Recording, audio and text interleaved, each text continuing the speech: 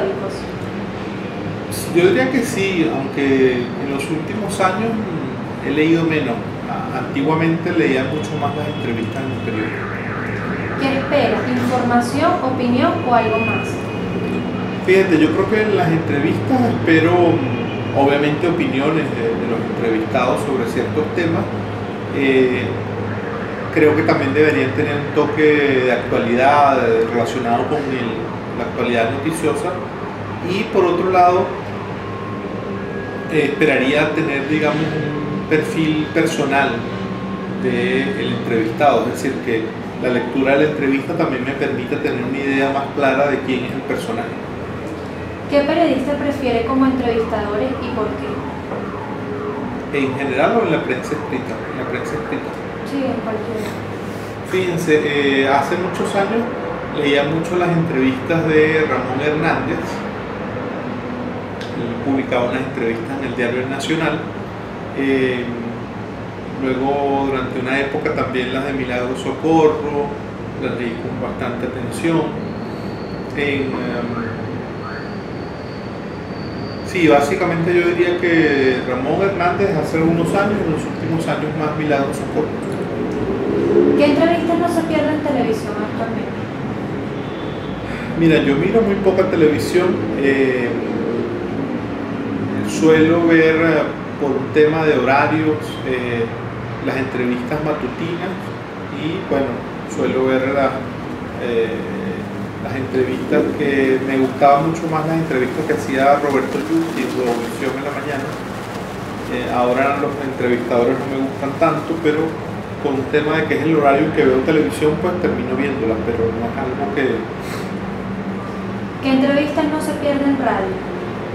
He sido fanático de oír la entrevista, una sección de Unión Radio que antiguamente conducía César Miguel Rondón y que desde hace unos meses para acá conduce Eduardo Rodríguez.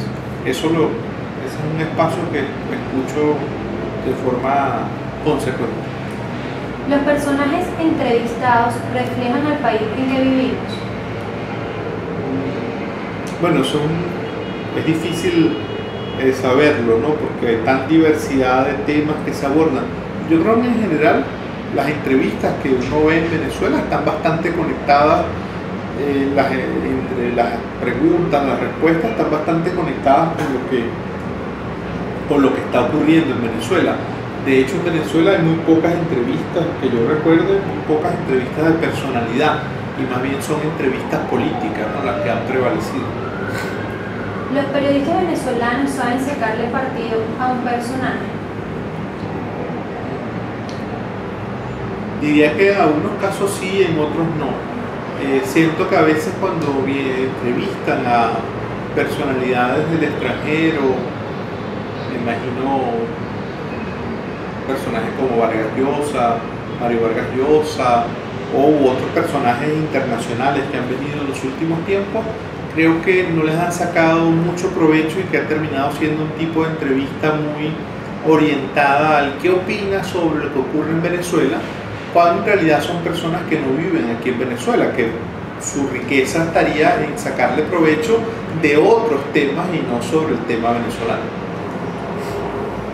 ¿Los medios buscan una y otra vez a los mismos personajes? Sí, de hecho, hicimos en alguna ocasión, hace como 3 o 4, bueno, como 5 o 6 años, hicimos un monitoreo y resulta que en la televisión, por ejemplo, son los mismos personajes que se van pasando por los distintos espacios de entrevistas. Eso es muy frecuente, ocurre aquí en Venezuela y en otros países, que a los medios les cuesta diversificar, encontrar a otros interlocutores. En el caso venezolano, pues en algún momento sacamos la cuenta de que eran 80 las personas que daban vueltas entre los distintos programas de opinión. ¿Una entrevista inolvidable y por qué? Bueno, no tengo una entrevista inolvidable, sino un entrevistador inolvidable.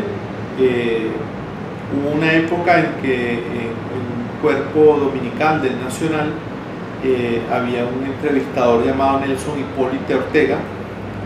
Fueron las primeras entrevistas que yo leí y para mí es una persona, digamos, que me ayudó mucho a entender el arte de la entrevista.